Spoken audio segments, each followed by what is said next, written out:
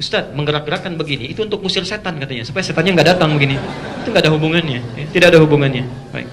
Jadi jangan bercanda dengan agama ya. Apakah jari telunjuk digerak-gerakkan saat tahiyat, ya? Ataukah diam saja, dan sampai mana batas bacaan tahiyat ula, tahiyat awal?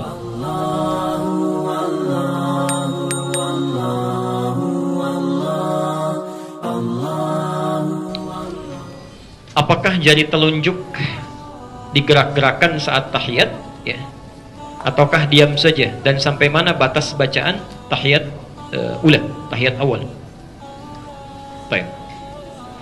Apakah jari telunjuk digerak-gerakkan saat tahiyat, ataukah diam saja, dan sampai mana batas bacaan tahiyat awal?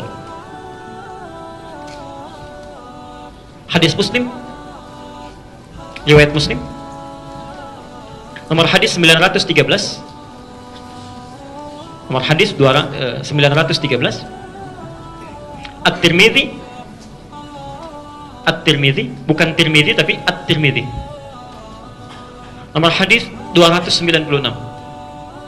Nomor hadis 296. Dari Abdullah bin Umar. Ya. Sudah? Pelan-pelan.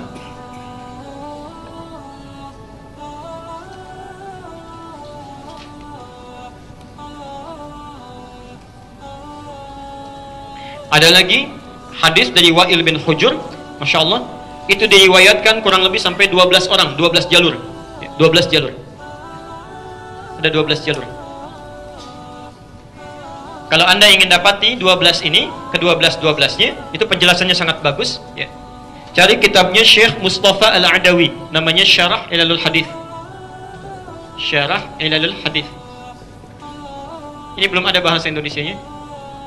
Syarah Ilalul Hadith, Syekh Mustafa Al-Adawi.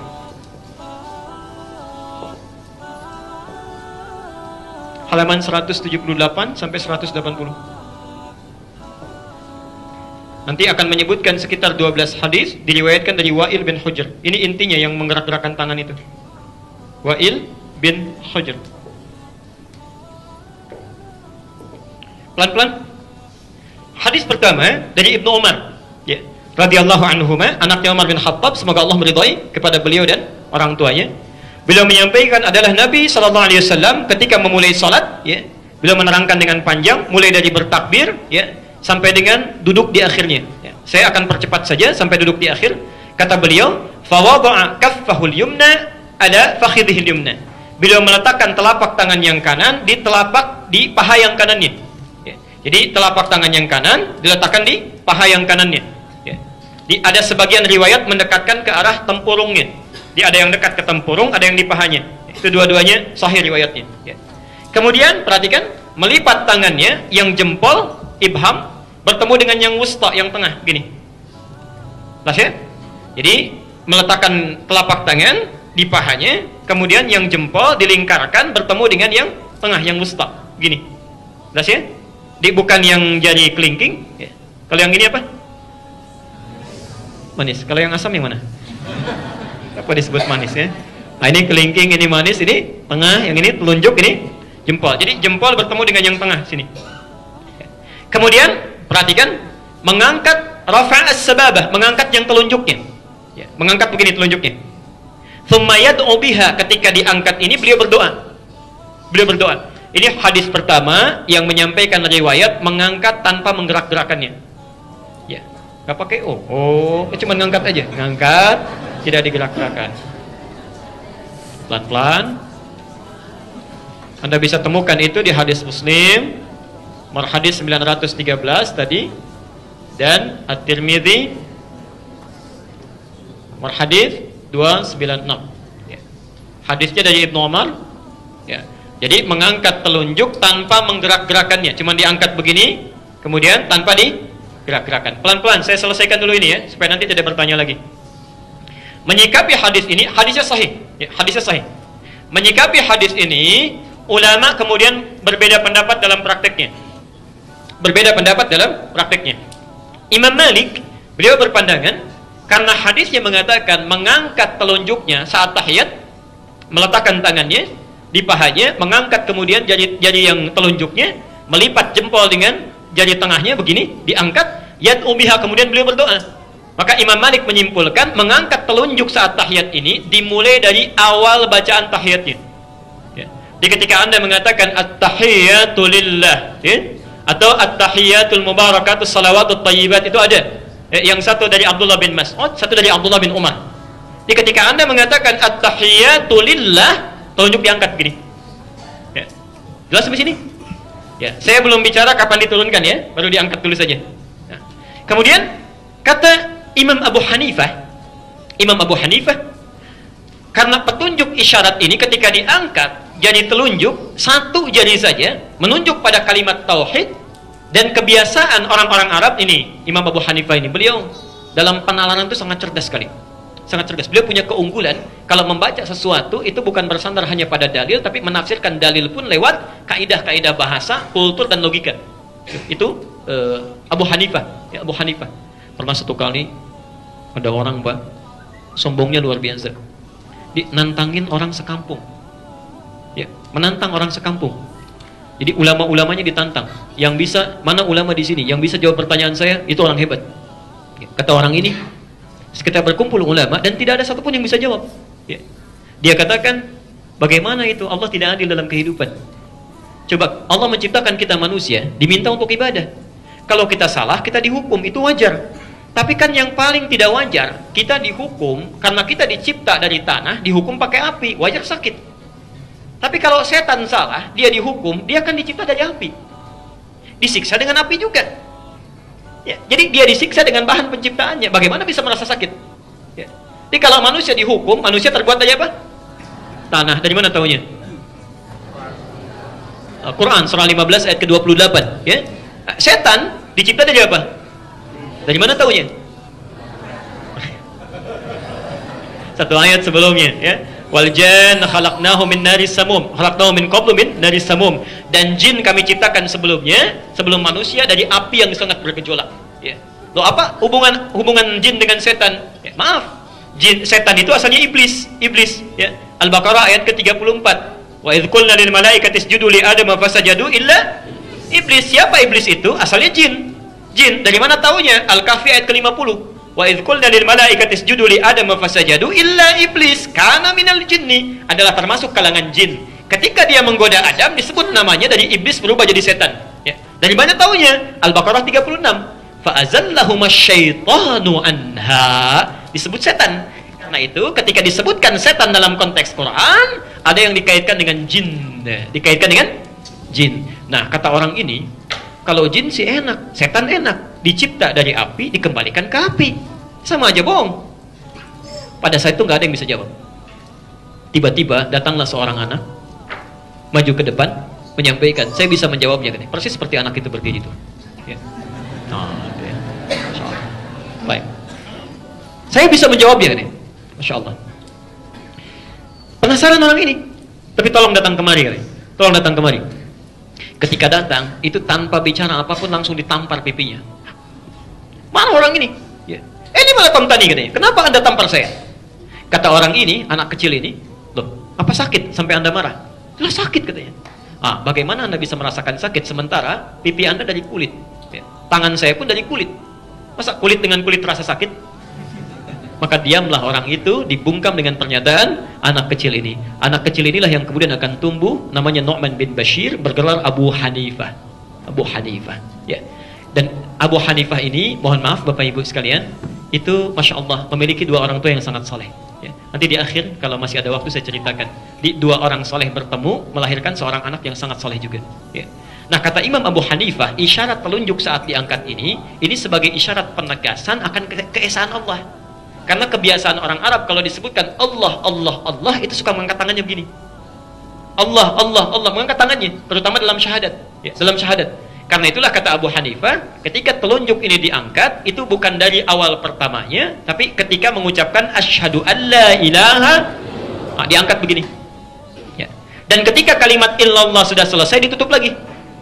Selesai. Karena faidah mengangkat telunjuk ini hanya untuk mengikrarkan bahwa tiada Tuhan selain Allah, lalu ditutup. Ya, pelan-pelan. Imam Ahmad bin Hambal berpendapat, kata Imam Ahmad, mengangkat telunjuk ini itu dimulai bukan dari at-tahiyat, tapi dari mulai kalimat asyhadu an la ilaha illallah. Saya ulang, bukan dari kalimat pertama, begitu selesai kita bangkit dari sujud, at-tahiyat tahiyatu lillah. Ini belum diangkat, kata Imam Ahmad. Ya. Diangkatnya persis ketika mengucapkan asyhadu an la ilaha illallah, tapi tidak ditutup dulu, dibiarkan terus sampai akhirnya. Kalau tahiyat yang pertama dibaca sampai dengan fil alamina innaka hamidum majid, kalau tahiyat yang terakhir dibaca tuntas sampai dengan salam. Jadi begitu assalamualaikum baru ditutup, kata Imam Ahmad. Ya. Apa pandangan beliau? Ini bagus pandangannya, memadukan dalil-dalil yang ada. Kata Imam Ahmad, begitu tangan ini diangkat, kata Imam Ahmad, ya, itu menunjukkan kalimat syahadat, penunjuk itu, tapi di hadis akan disebutkan dan Nabi berdoa dengan itu. Berdoa dengan itu. Jadi ketika diangkat Nabi berdoa. Sedangkan lafaz doa itu dimulai setelah syahadat, bukan sebelum syahadat. Ya. Makanya ketika Anda berdoa, itu kan adabnya membaca salawat pada Nabi, kemudian berdoa kan? Maka orang-orang yang berdoa dalam tahiyatnya, bukankah dimulai setelah membacakan syahadat? Asyhadu an la ilaha illallah wa asyhadu anna Muhammadar Rasulullah. Kemudian setelah itu apa? Allahumma salli ala Muhammad wa ala ali Muhammad kama sallaita ala wa ala ali fil alamin innaka. Itu kan doa. Itu kan doa. Maka kata Imam Ahmad, ketika Anda mengangkatnya dalam tahiyat, diangkat begini, jangan dulu ditutup kecuali sampai selesai fil alamin innaka hamidum majid. Dan di tahiyat terakhir diangkat, baru kemudian ditutup kembali saat akan salam. Saat akan salam. Imam Malik mengangkat dari awal tadi yang pertama sampai terakhir. Ya, sampai terakhir. Diangkat begini sampai salam, baru kemudian ditutup. Jelas sampai sini? Di sini ada 3 pendapat yang utama, Imam Malik, Imam Abu Hanifah, terakhir Imam Ahmad. Tapi ketiganya belum mengomentari apakah digerakkan atau tidak. Digerakkan atau tidak. Baru kemudian ada hadis yang datang, Masya Allah, sampai 12 matan. 12 redaksi. Disampaikan oleh Syekh Muhammad Mustafa Al-Adawi dalam kitab Syarah Al-Hadis, ya, halaman 178 sampai halaman 180. Semua 12 riwayat ini mengacu pada orang yang sama dari sini. Di kurang lebih ada 12 orang menerima riwayat dari Wa'il. Ya. Di antara riwayat ini ada yang bernama Ziyadah bin Qudamah.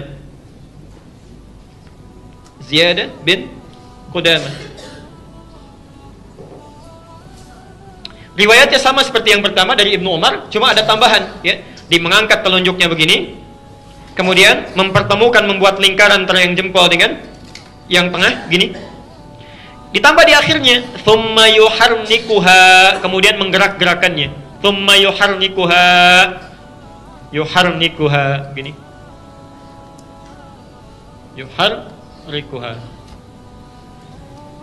Pelan-pelan.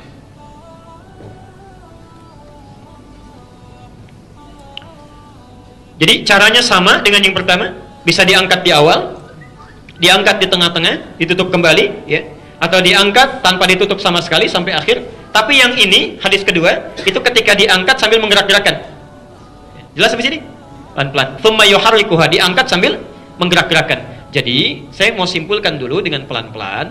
Kalau ada orang mengangkat begini tanpa menggerakkan pun, karena hadisnya juga ada, kuat riwayatnya, maka itu sah. Tidak ada masalah. Kalaupun ada yang mengangkat kemudian menggerak-gerakkan, menafsirkan di hadis ini, itu pun sah. Tidak ada masalah. Tidak perlu dipertentangkan. Jelas sampai sini? Nah, jadi jangan misalnya usil, ya. Wah, misalnya ada yang angkat gak menggerak-gerakkan. Itu kurang soleh itu, ya kan? Jarinya jangan-jangan tidak bermasalah. Lu dibalas lagi nggak ada kerjaan, itu kena Parkinson barangkali tangannya gini-gini. Itu berbahaya. Tidak boleh saling mencela. Tidak bagus. Saya tidak pernah mengajarkan celaan. Ya, pelajari dalilnya, tandakan landasannya, tanyakan landasannya, baru amalkan. Ya. Tapi kalau Anda tanyakan, mana di antara ini yang paling kuat? Ya. Anda tanyakan pada kami, mana di antara ini yang paling kuat, kita bisa bandingkan. Tapi perbandingan ini jangan sampai mengecilkan yang lainnya. Terus ya? Nah, ulama hadis dalam hal ini memandang mengangkat tanpa menggerakkan itu lebih kuat dibandingkan mengangkat dengan menggerakkan. Ya. Dengan dua alasan. Bahkan tiga nanti ya. Satu. Hadis tentang menggerakkan diriwayatkan oleh Ziyadah bin Qudamah dari Wa'il bin Hujur, ya. Dari 12 hadis itu cuma satu orang yang menyebutkan menggerakkan tangannya. Sementara 11 orang lain yang meriwayatkan hadis yang sama, itu mengatakan tidak ada tambahan di hadis itu menggunakan kata yuharrikuha. Tidak ada tambahan menggerak-gerakkan. Ada 12 orang meriwayatkan dari orang yang sama, 11 orang mengatakan nggak ada tambahan menggerak-gerakkan. Yang satu mengatakan digerak-gerakkan. Ya. Jadi kalau 11 berbanding dengan 1, kira-kira yang lebih kuat yang mana? Maka dari itu kata para ulama, jika ada satu riwayat bertentangan dengan banyak yang thiqah, maka yang ini ditinggalkan. Ditinggalkan itu maksudnya dianggap lemah dibanding dengan yang ini. Ya. Di antaranya ada Sufyan Ats-Tsauri yang 11 itu. Ya. Ada Sufyan Ibnu Uyainah. Ya. Ada Zuhair. Ada Salam bin Sulaim. Ya. Macam-macam. Jadi ada sekitar, ada Bishr bin Al-Mufaddal, ada 15 orang, ada 11 orang, maaf. Ya. Dan semuanya ahli hadis. Semuanya ahli hadis. Ini dari segi sanad. Sanad. Tapi kalau Anda berbicara hadisnya sahih atau tidak, hadisnya sahih. Ya. Sahih. Cuma bertentangan dengan 11 yang sahih lagi dari satu jalur yang sama. Nanti kita tafsirkan di akhir. Yang kedua, kalimat yuharrikuha dalam bahasa Arab itu memiliki dua makna. Pelan-pelan sini. Jadi kalau Anda menemukan kalimat bertasydid, misal ini ya, ini ha, ini ra, ada tasdidnya, ini kaf, ini ha. Lihat rumusnya ya. U, A, I, U, A. Ya, ada tasdidnya di sini. Yuharrikuha, yuharriku, ya, yuharriku, U, A, I, A. Pelan-pelan. Makna yang pertama, itu artinya bergerak tanpa henti. Ya, banyak, gerakan yang banyak.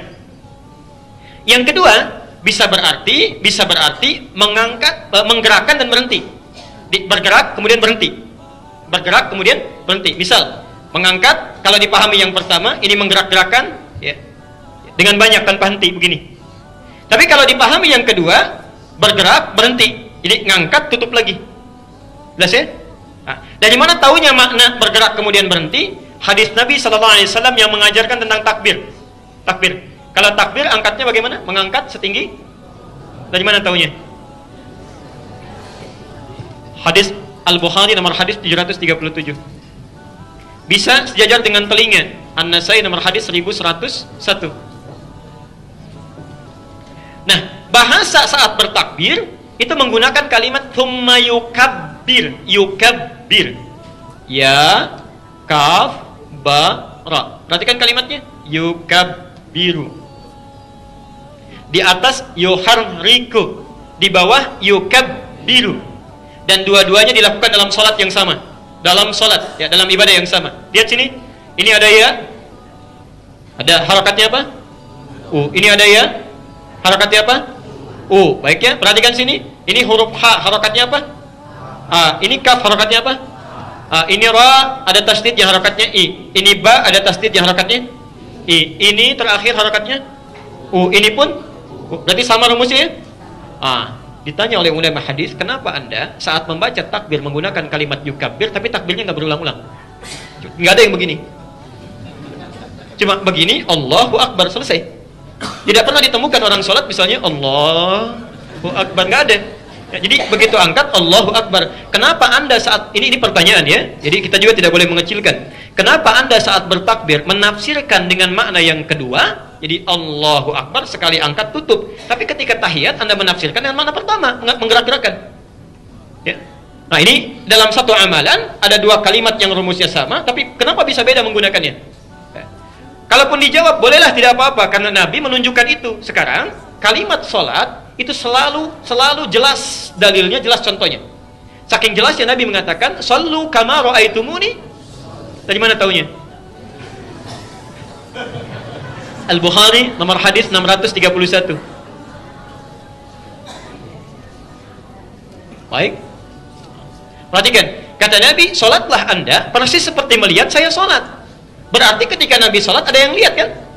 Ada yang lihat. Nah, melihatnya seseorang kepada Nabi itu mesti melihat contoh yang jelas, gerakan yang jelas, tidak ada keraguan di dalamnya, tidak membingungkan. Nah, kalaulah pernah ada orang melihat Nabi menggerakkan jemari telunjuknya saat tahiyat terakhir itu atau tahiyat yang pertama, pertanyaannya bagaimana cara Nabi menggerakkannya? Apakah ke atas ke bawah? Apakah cepat? Ataukah lambat? Atau ke samping kanan ke samping kiri? Ya. Ada sementara orang membentuk kalimat Allah begini. Ya. Mana yang benar?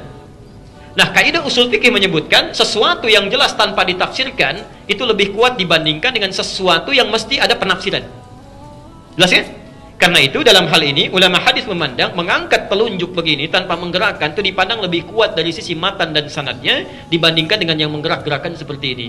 Nah, Syekh Mustafa Al-Adawi menyimpulkan barangkali yang dimaksud dengan hadis Ziyad ini bukan menggerak-gerakan tapi mengangkat menutup lagi seperti penafsiran Abu Hanifah tadi. Ya. Tapi yang paling indah kesimpulan terakhirnya itu semua kata beliau hanya pandangan dan penafsiran. Ya, tidak harus pendapat yang kita yakini sampai harus mengecilkan dan merendahkan pendapat orang lain yang memilih hal yang berbeda dengan kita. Ya, sepanjang ada dalilnya. Ya. Jelas sampai sini ya? Baik. Tapi mohon sebesar-besarnya jangan mencari alasan-alasan untuk membenarkan pendapat yang kita ambil pada hal yang tidak ada tuntunannya. Saya pernah dengar Ustadz menggerak-gerakkan begini itu untuk musir setan katanya supaya setannya nggak datang begini. Itu nggak ada hubungannya. Ya. Tidak ada hubungannya. Baik. Jangan bercanda dengan agama ya. Allah